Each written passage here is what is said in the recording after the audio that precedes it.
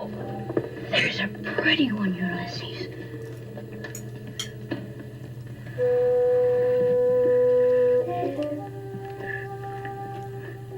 There it is. Hello BookTube, I'm Shawn the Book Maniac. Welcome back to my channel. Here I am with a TBR for a brand new Readathon debuting this April. It's called People April and it's co-hosted by two absolutely indispensable booktubers, Roz of Scally-Dallying About the Books and Elizabeth of Bookends and Books. I always stumble over the pronunciation, but I think I've got it. Elizabeth of Bookends and Books. And this is about non-fiction about people for the entire month of April. And that casts a wide net. Any kind of biographical, autobiographical writing, biography, history, autobiography, memoir, diaries, letters. And it could be in graphic form, it could be autobiographical poetry, you name it. The possibilities are endless. And I am so stoked about this that I've got a really ambitious TBR. And those of you who haven't seen my TBRs, this is really more like a pile of possibilities, which is a phrase that Cousin of Always Doing gifted BookTube several years ago. Instead of a TBR that one would rigidly adhere to, it was just a stack of books, an array of books that one might get to in the course of a readathon or in the course of a reading month or whatever. So this is my pile of possibilities. They are in the order of likelihood that I will get to them or that I really want to get to them for other reasons like buddy reads or this and that. And then some that'll be less likely and just I would love to read them sometime and maybe as early as People April. And a few that are current reads that tie into the readathon as well. And I'll talk about those ones very briefly. Without further ado, I wore this blouse for Roz because I think of all my blouses, it's the one she said she likes the best. Is that right, Roz? But enough about me. It's not Shawn April. It's not Blouse April, it's People April. This one just came in from the library, so this went to the top of my pile of possibilities. And that is the graphic memoir Ducks, 2 Years in the Oil Sands by Kate Beaton. It's a chunky book, I had it on hold forever, and it just came in the other day. So it is a graphic novel about a woman, I believe she's from Newfoundland, and she works on the tar sands, you know, the dirty oil, the one of Canada's many crimes against humanity in the world is the tar sands oil bullshit. And this is I hope it's going to be an expose about how hypocritical Canada is, because I'm here for those kinds of books by people. Heidi of My Reading Life and I, we are going to read this very, what is the word in Roz's write-up here? Heavyweight biography. This is a heavyweight biography, I believe. Ivan the Terrible by Henri Troyat, or Troyat, I don't know how to pronounce his name in French. This is translated into the English. Who by the way, Joan Pinkham. I studied Russian history as an undergrad decades ago, and remember how interesting and tyrannically absolutist, you know, kind of like a, what century was he in? 16th century Putin, Ivan the Terrible was. And I've always wanted to read more about him. And none other than Olive of a Book Olive is a fan, not a fan, she's interested in Ivan the Terrible, and she personally recommended this book to me, and the only affordable copy I could get at that time, when I was still living in Tokyo, was this ex-library copy, which I hate ex-library books, they're the ugliest, I can't wait to replace it. But anyway, so this was on the buddy read list that Heidi and I drew up for 2023, and so we've kind of moved things around, and we're going to actually start buddy reading this late in March and continue reading it throughout People April. Can't wait. Now let's move on to a much more benign, perhaps more well-loved monarch. That is the Queen Mother, Queen Elizabeth II's mother, who was the Queen Consort of King George VI. This new biography. Do let's have another drink. The dry wit and fizzy life of Queen Elizabeth the Queen Mother, by Gareth Russell. Just the title, I mean, I will still give it probably 4 stars if the book itself is crap, just for that title. Dude, let's have another drink. So, it's very new, came out last year, and I'm going to be buddy reading this with Leah in April, as it turned out, without any knowledge of People April. And so let me quickly share the story. It's probably apocryphal, but I believe it's true. One day, she was well into her 80s, the Queen Mum, because she had her staff was entirely gay. It's gayer than me, all of them, and they're even older than me. They'd been with her for decades. And one day, the Queen Mother buzzed her intercom because it was time for her gin and tonic. She buzzed downstairs, and none of her servants, none of her assistants answered. She waited a couple minutes, and she buzzed again, and thought, oh, they must be all out smoking on the back or something. And finally, on the third buzz, they answered, and the Queen Mum said to them through the intercom, I don't know about you old queens, but this old queen needs a gin and tonic. I don't know if that was at 10 o'clock in the morning or what time it was, but the rest of them are not for anything specific, but there's two more that I definitely want to get to, because this one has shown up on so many of my TBRs. It's time to finally read it. This is a memoir about Elizabeth and Ivy by Robert Liddell. And who are they? Not Queen Elizabeth. This is obviously one of those Amazon print-on-demand jobbies. The novelist Elizabeth Taylor and the novelist Ivy Compton Burnett. Robert Liddell was friends with them, and this is his short little 90-page memoir about his friendship with them and maybe their writing. Robert Liddell was also best friends with my favorite writer, Barbara Pym, and that's how I found out about this. It was kind of hard to track down, but I did find this ugly kind of print-on-demand one. Who cares what it looks like? I'm really looking forward to getting into it. It's 120 pages, so definitely be getting to that for People April. Apparently, originally published in 1986. Early this year, I made a video of, I think, 7 or 9 books that if I didn't read them this year, I had to unhaul them. It was just kind of a silly idea for a video, and I had fun doing it. And one of them is a biography of Mary Wesley, the British novelist, Wild Mary. A Life of Mary Wesley by Patrick Marnham. I read Mary Wesley's debut novel. I thought it was awful, but her life sounds really interesting, and I hope her fiction got better.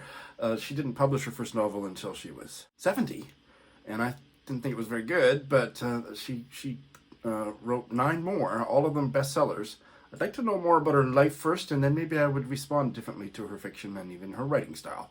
So toward that end, I've had this biography on my shelf, paid a lot of money to get it all the way from Tokyo back to Canada, and it's time to read it for People April.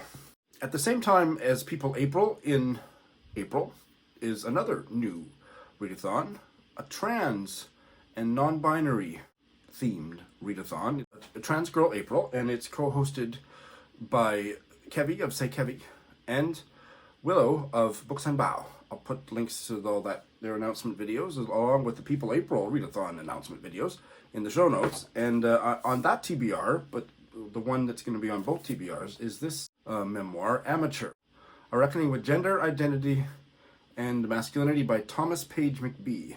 The first trans boxer to play at, to participate, to fight at Madison Square Garden. Sounds interesting.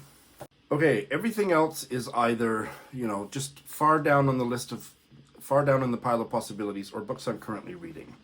This one is short. I think I could easily fit it in. This is a memoir from Ireland, so I'm never quite done reading Irish literature by the time the Irish Readathon ends at the end of March, so why not? It's called Unsettled by Rosaleen McDonagh. I believe Ronan Hession tweeted about it, which put it on my radar. First published in 2021. And it is a memoir that explores racism, ableism, and abuse. And the author is an Irish traveler. And I'm not exactly sure what the travelers were. I believe they were something a little bit like the Roma in Europe, but don't quote me on that. I'll find out when I read the book. But doesn't that sound fascinating? I'm doing all my hauls on Patreon now. If you don't know about my Patreon account, there'll be a link at the very bottom of the show notes. And one of the books that I recently hauled there is autofiction, which obviously fits in here. Autofiction is, thinly fictionalized autobiography or whatever. And this is from Germany. It's called Paula by Sandra Hoffmann, translated from the German by Katy, Derbyshire. And it is a memoir about Sandra Hoffmann's relationship to her mother, who was a devout Swabian Catholic, who in 1946 refused to reveal to anybody, her family, the church, who was the father of the child she was pregnant with. And it's a memoir about that relationship between grandmother and the writer-granddaughter, Sandra Hoffmann. Sounds incredible. It is only 140 pages, so I really hope I can get to this one for People April, but if not, soon thereafter. And I should say, this is from V&Q Books, which is a wonderful small press that publishes translated German stuff. I think exclusively fiction. I don't know that for sure. I'm starting to get all their stuff because the first one I read, called The Peacock, I think, was wonderful. I'm dying to get to this one, and this would be a good readathon to fit it in, but it's probably too big. It's under 300 pages. But this is a memoir about all the queer, gender non-conforming, probably trans stuff going on in the Bloomsbury group. And it's written by Nino Strachey, who's a niece of Lytton, or maybe grandniece of Lytton Strachey. She was interviewed on one of my very most favorite bookish podcasts, the Book Club Review podcast, and I just ordered it immediately, and that was 6 or 8 months ago, and I haven't gotten to it yet. Look, let's have a look at the people on the cover. So, it's actually kind of like the second wave of the Bloomsbury group, so the ones that joined in the 1920s, I don't know if joined's the right word. We're talking about Eddie Sackville West, Stephen Tomlin, Julia Strachey, and others. And there's lots of photos, and it just sounds like such a Shawn book. It would be great for People April. All right, so now just to very quickly hold up the books that I'm currently reading that tie into People April. So you've heard me talk about most of these already. This is a collection of autobiographical essays and essays on other poets by the acclaimed, wonderful Irish poet Evan Boland. A Journey with Two Maps, Becoming a Woman Poet. I'm only partway through the first essay, and it's already blowing me away. I will probably be reading this throughout the month of April, and it certainly ties into People April. Perhaps one that I've talked about less, or maybe not at all, on my channel. This one was one that I was keeping offline because it's so controversial. It's not controversial. It's a collection of essays by the early 20th century writer Osbert Sitwell. He was a sister, that was a Freudian slip, brother of Edith Sitwell, the poet, and he was a fabulous writer in his own right, and he was quite close friends with Queen Mary, which is Queen Elizabeth II's grandmother, who I'm obsessed with, and the book is called Queen Mary and Others, and I read the first essay only. I have read the first essay only, which is called Queen Mary, and since I just described this very queenish book in detail in the University Library book haul video I posted less than 24 hours ago, I'm going to delete all of my other description here and point you towards that University Library book haul video instead. I am also embarked on one of my March of the Mammoths, which started long before March, is this massive biography of the queer early 20th century British novelist Ronald Furbank, called Prancing Novelist, which is the best title for a biography of a gay writer that I've ever heard, by Bridget Brophy. And it's also subtitled In Praise of Ronald Furbank. This is a pseudo-buddy read with Curtis of Curtis Books and Books. We will be talking. I had to delay our first conversation because I'm reading it like a slowpoke. I'm enjoying it. Fascinated by it, but it's quite dense in places, so I've asked for a month's extension to finish the first half and talk with him on Zoom, so stay tuned for that chat.